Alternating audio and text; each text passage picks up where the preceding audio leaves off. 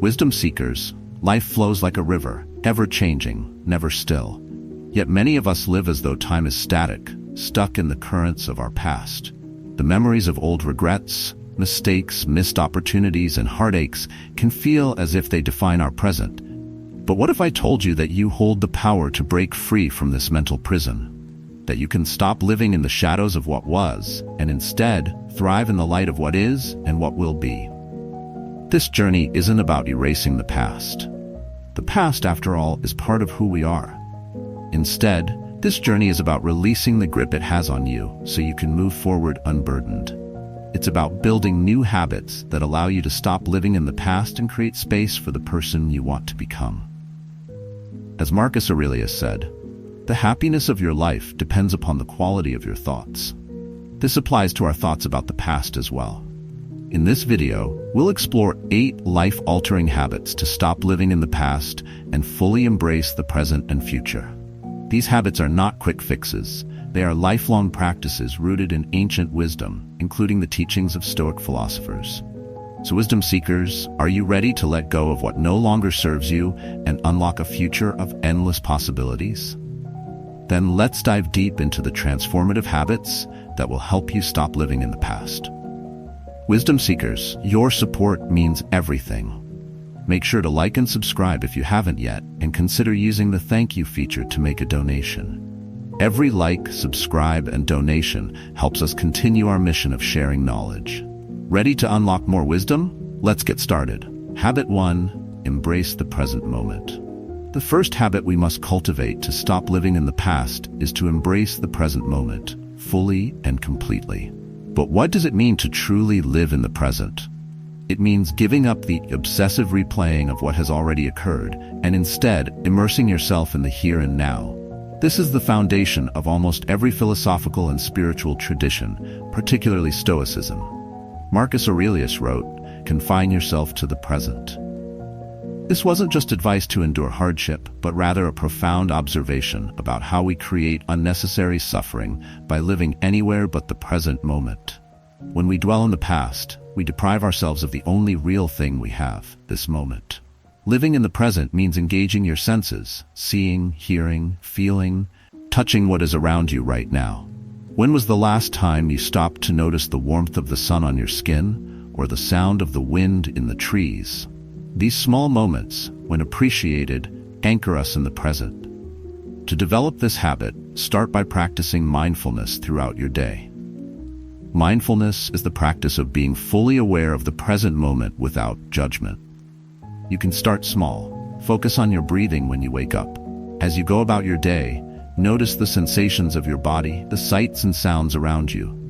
Each time your mind wanders back to the past, gently guide it back to the present.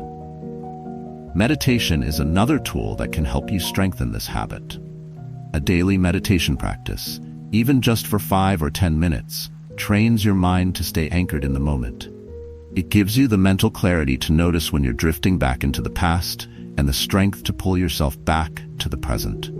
With practice, you will discover that the more time you spend in the present, the less power the past holds over you.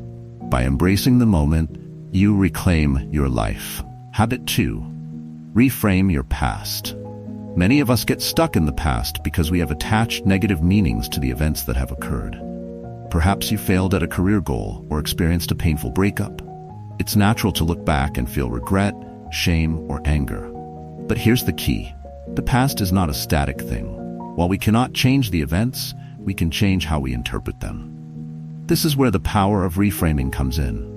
The Stoic philosopher Epictetus said, "It's not what happens to you, but how you react to it that matters."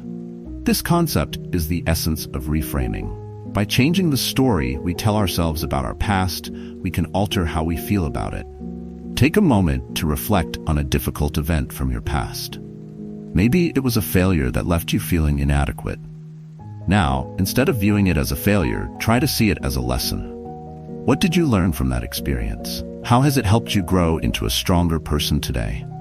When you reframe the past, you begin to see that every setback was an opportunity in disguise. Every failure was a step toward greater wisdom. Let's consider an example. Imagine you lost a job years ago. Instead of seeing it as a devastating blow that set you back, ask yourself what that experience led you to. Did it push you to pursue a new career path? Did it give you the time to learn new skills or meet new people?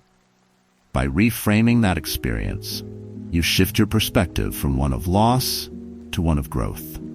Reframing doesn't mean ignoring the pain or pretending bad things didn't happen. It's about finding the silver lining, the lessons, the growth. With practice, this habit allows you to stop living in the negative stories of your past and start seeing how even the most painful moments have shaped you into who you are today. This process takes time and conscious effort. Journaling is a powerful tool to help you reframe. Write down a past event that still haunts you, then challenge yourself to find new interpretations. What positive things came from that experience? How did it help you become more resilient, wise, or compassionate? Revisit these reflections often, and slowly, you'll see your narrative of the past begin to shift. Habit 3. Practice self-compassion. One of the biggest reasons we get stuck in the past is because we are incredibly hard on ourselves. We replay mistakes, berating ourselves for what we should have done differently. We hold ourselves to impossible standards of perfection, and when we inevitably fall short, we carry guilt and shame. To stop living in the past, you must practice self-compassion. Aristotle said, "To love oneself is the beginning of a lifelong romance." But many of us find it easier to show kindness to others than to ourselves. Self-compassion is about treating yourself with the same care and understanding that you would offer a close friend who is struggling. It means forgiving yourself for mistakes and acknowledging that you are human. Consider how you talk to yourself when you reflect on past mistakes. Are your words harsh and critical? Do you replay those moments endlessly, convincing yourself that you should have known better, should have done better? This kind of inner dialogue keeps you trapped in the past, preventing you from moving forward. Practicing self-compassion means letting go of perfectionism. Perfectionism is the false belief that you must be flawless to be worthy of love and acceptance. But no one is perfect. Every person who has ever lived has made mistakes. Some small, some colossal. What defines us is not our mistakes, but how we choose to grow from them. Start by noticing your inner dialogue when thoughts of the past arise. If you catch yourself being overly critical, pause and ask yourself, would I speak to a friend this way? If the answer is no, then it's time to change the conversation you're having with yourself. Replace harsh criticism with kindness and understanding. Recognize that you did the best you could with the knowledge and circumstances you had at the time. Forgive yourself. Let go of the unrealistic expectation that you should have known better or done things differently. The past is behind you, and the best thing you can do is learn from it, not punish yourself for it. By cultivating self-compassion, you free yourself from the cycle of self-judgment that keeps you living in the past. Habit 4. Cultivate gratitude for the present. Gratitude is one of the most powerful antidotes to living in the past. When we fixate on what could have been or should have been, we overlook the blessings and opportunities that exist in our current life. Gratitude shifts your focus from what you lack to what you have, from what you've lost to what you've gained. Cicero, the Roman philosopher, called gratitude the greatest of virtues. Why? Because gratitude has the power to change your entire perspective on life. It is impossible to feel grateful and stuck in the past at the same time. When you practice gratitude, you train your mind to focus on the present moment and appreciate what is good in your life right now. This practice pulls you out of the cycle of regret and longing for the past and helps you see the richness of the life you're living today. You can cultivate gratitude through a simple, daily practice. Each day, take a moment to reflect on 3 things you are grateful for. These don't have to be monumental things. They can be as simple as enjoying a good meal, feeling the warmth of the sun, or having a meaningful conversation with a friend. The key is to genuinely feel appreciation for these moments. Another powerful way to practice gratitude is through gratitude letters. Write a letter to someone who has positively impacted your life, expressing your thanks. Even if you don't send the letter, the act of writing it will help you focus on the positive connections you've made in your life. You can also write a letter of gratitude to yourself. acknowledging the strength and resilience you've shown in overcoming past challenges. Gratitude opens your eyes to the abundance in your life, and in doing so, it diminishes the power that the past holds over you. The new you is someone who understands that life is a gift, and that every day presents opportunities for joy and growth. Habit 5. Release the need for validation. So often our attachment to the past is tied to a desire for validation. We replay moments where we felt wronged or overlooked, desperately wishing for the acknowledgement or approval we didn't receive. We dwell on past achievements, clinging to them because we feel they validate our worth. This need for external validation keeps us stuck, constantly looking backward, searching for approval that may never come. Epictetus, the Stoic philosopher, warned against this kind of attachment. He said, "If you are ever tempted to look for outside approval, realize that you have compromised your integrity." What he meant is that true freedom comes when we release the need for external validation and look inward for our sense of worth. To break free from the past, you must cultivate a habit of self-validation. This means learning to define your own worth and success, rather than relying on others to do it for you. When you stop seeking approval from others, you stop being controlled by their opinions. You take back your power and live according to your own values. One way to practice this habit is to regularly reflect on your achievements and values. Ask yourself, what am I proud of? What values are most important to me? What defines my character? By affirming your own worth, you release the need for others to validate you. Another powerful exercise is to practice detachment from praise and criticism. When someone praises you, accept it graciously, but don't let it define you. When someone criticizes you, listen with an open mind, but don't internalize it. Your worth does not depend on what others think of you. By releasing the need for validation, you free yourself from the past. You stop living in the shadows of what others think, and instead, you live authentically, according to your own truth. Habit 6. Learn the power of forgiveness. Forgiveness is one of the most difficult but essential habits to cultivate if you want to stop living in the past. Whether it's forgiving others or forgiving yourself, the act of forgiveness is the emotional hold that the past has on you. Without forgiveness, you remain trapped in a cycle of resentment, anger, and bitterness, emotions that keep you tethered to what has already happened. Seneca, one of the great Stoic philosophers, wrote extensively about the futility of holding on to anger. He said, "Anger, if not restrained, is frequently more hurtful to us than the injury that provokes it. When you refuse to forgive, it's like carrying around a heavy burden that grows heavier with each passing day. The person you hurt most by not forgiving is yourself." But what does it mean to forgive? Forgiveness is not about condoning the actions of others or pretending that the hurt didn't happen. It's about freeing yourself from the emotional chains that keep you tied to that event or person. It's about choosing to let go of the anger and resentment so you can move forward without being weighed down by the past. Start with yourself. Many people find it easier to forgive others than to forgive themselves. But holding on to guilt and shame for your past mistakes serves no purpose. You are human. You will make mistakes. Forgive yourself for the decisions you made in the past, knowing that you did the best you could with the knowledge you had at the time. When it comes to forgiving others, understand that forgiveness is a process. It doesn't happen overnight, and it's not always easy. But each time you consciously choose to let go of resentment, you free yourself a little bit more. One technique is to write a letter to the person who wronged you, even if you never send it. Express your feelings honestly, and then, in the letter, offer forgiveness. This symbolic act can help you release the emotional hold that the past has on you. The new you is someone who understands that forgiveness is not about the other person, it's about your own peace of mind. By forgiving, you choose to release the past and open yourself to the possibilities of the present and future. Habit 7. Set boundaries with your thoughts. One of the most important, yet often overlooked habits in breaking free from the past is learning to set boundaries with your thoughts. We often think of boundaries in terms of relationships, setting limits with other people, but boundaries apply to your inner world as well.